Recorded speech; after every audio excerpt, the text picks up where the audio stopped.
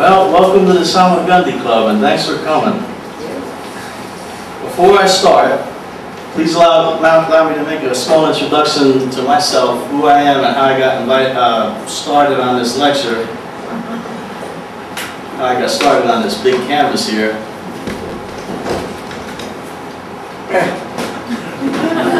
This was taken at the Koenig Gallery. I really dug the painting, so my wife is the photographer, by the way. Trust me.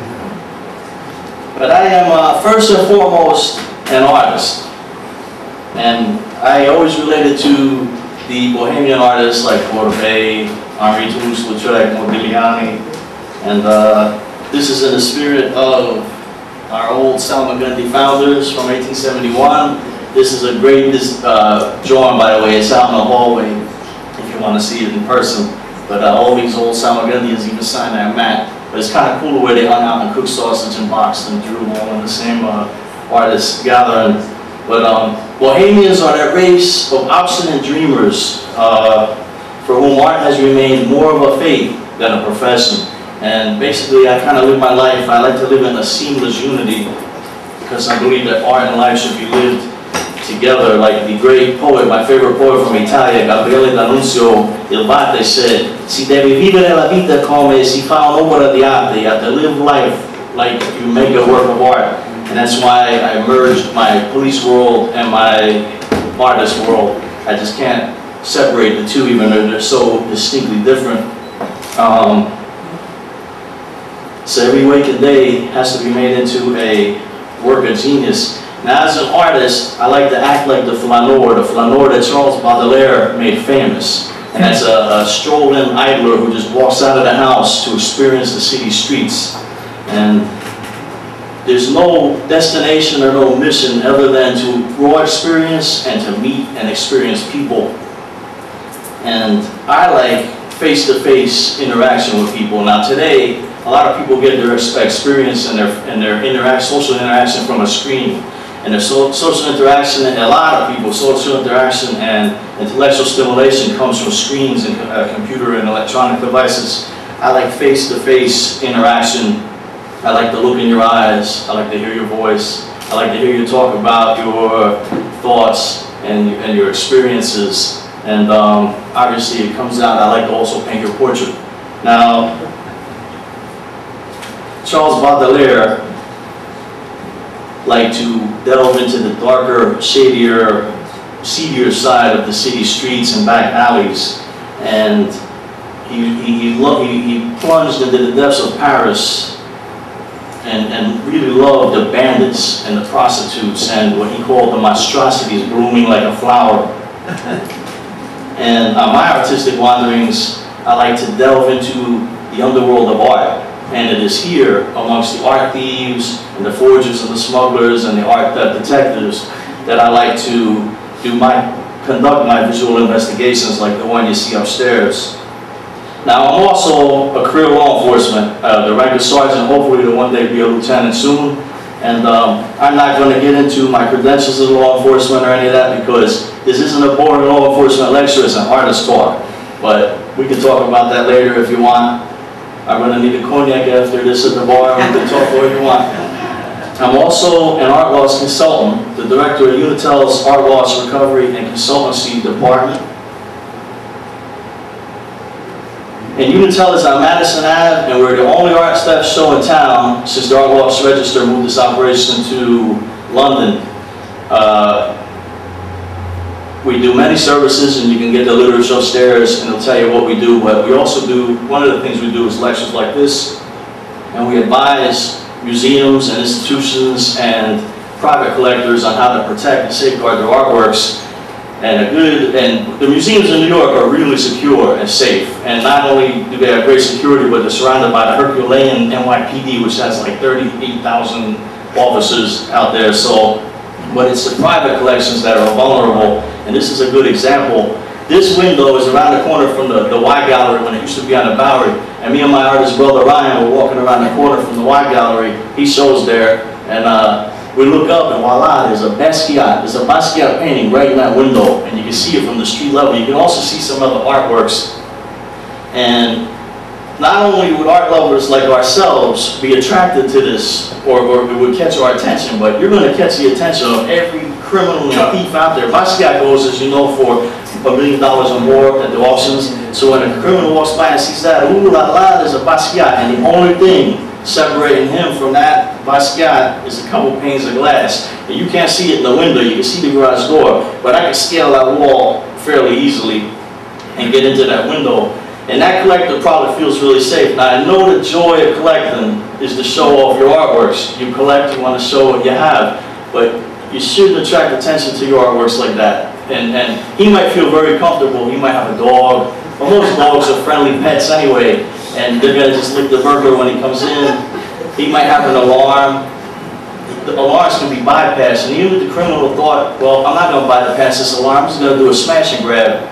By the time he gets in there, the alarm goes off, and it goes to the station house. They dispatch the cop. The cop puts the lid on his coffee and finds the holder, drives over to the apartment, and he's going to look up just in time to say, yep, the window's broken, forced entry.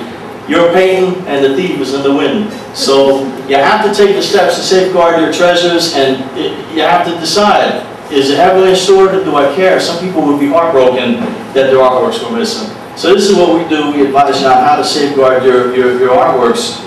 And a perfect example of a smash and grab, which is high profile, there was in a museum in Vienna, Austria, there was some scaffolding up against the wall of the museum. They were remodeling the outside, the facade, and a thief scaled the scaffolding that night, broke through the window, got into the case, the glass case this was in, and made off with Benvenuto Cellini's only surviving gold sculpture, the Saliero. And he got away with this, even though there were guards on duty and there was alarms. So it's just one example of how easy it is. They're quick, man. The thieves are quick. So this is a new approach to the Gardner Museum art robbery investigation and the caper and reporting on the caper. That is, an artist using art to investigate and to report on. Now, my painting portrays many of the larger-than-life characters that were either involved in this directly or even indirectly. To make this canvas, you didn't have to be directly. It could have just been little rumors, little whispers. This is all about the many stories and the people talking. And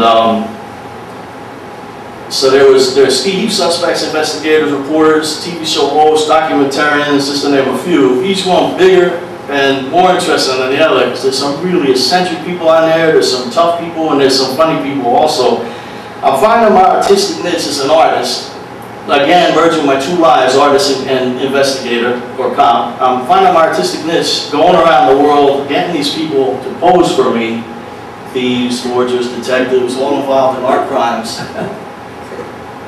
This is me and John Maya in Chichester. He was a forger, very famous forger, and then through the fame, when he got out of jail, he started painting and selling in galleries legitimately. I also got a few really interesting TV shows. He's a wonderful guy. I've never seen someone so excited about art. He runs from gallery room to gallery room in the museum. It's really interesting to see him getting some kid-like, you know. But so we all need a little of. I really like him, and he posed. And this is Sergeant Vernon Rapley, Detective Sergeant Vernon Rapley of the Scotland Yard's Art and Antiques Crime Unit. That's in London. He posed, and he's getting a couple paintings for his collection, actually. And he is the head of the unit, and their Art and Antiques Crime Investigator Unit is one of the elite units in the world. They're really fun people to hang out with when you get them in the pub. Now, I'm working now on 64, a series of 64 portraits that are large, like 24 by 28, of the various thieves, smugglers, forgers. So far, I got 32 people, but tonight I got a couple more, so I'm above 32 that I've posed for me, and I'm going to be painting their portraits. And I'd like to make a call out. This is going to be on the computer, so people are going to be able to watch this. I'd like to make a call out to all art thieves and forgers and investigators. That I want to place you in an art historic perspective. I want to paint your portrait. Now, this is an offshoot of art history, you know, and I feel that by painting their portrait, it's a whole twist to it. You know, a cop or a detective or a bounty hunter goes after these criminals. They hunt them down to snatch them and lock them up. I'm hunting them down to paint their face. So And it also hopefully has a hairdresser effect. I mean, you tell the hairdresser, you tell the barber anything, when someone's painting you, maybe you loosen up and just have a nice conversation. And there is some interesting conversations coming from these fellas. Now, I was gonna go through this canvas upstairs. There's 32 people on it talking 64 different views of their face. I was gonna go through it face by face and tell you how they were somehow tied into the Gardner, whether directly or even slightly rumored. And I realized after I wrote out the whole lecture, and I even, some of my brothers, Stu and Ryan, sat through it, and it ended up, it was gonna be like 3 hours long. So I edited it down to about a half hour. I wanted to give you a break. And, but I hope that in this time period I can stoke your enthusiasm and curiosity enough that you'll go research on your own and find out more about this. And all of this is going to be, every single face and all the stories will be on my website, yourbrushwiththelaw.com, in about a month, and you'll be able to read each story. And I hope they'll also have audio so you can hear me talk about it. But afterwards, for fun, we can, maybe we'll do a question and answer. We can pick a face and what's he on it for? What's he on it for? You know.